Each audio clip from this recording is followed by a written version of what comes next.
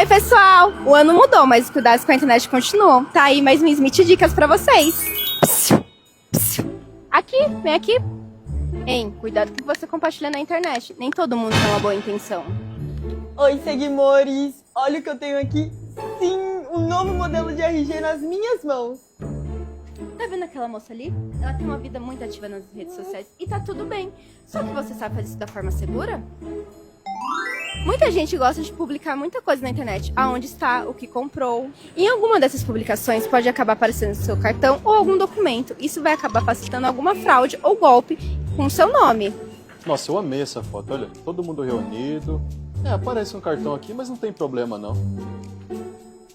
Ai, Ei, pensa antes de postar. Nem tudo que você tem deve ser postado. Sempre olhe se tem algum dado sensível na foto. Se tiver, não poste, tá?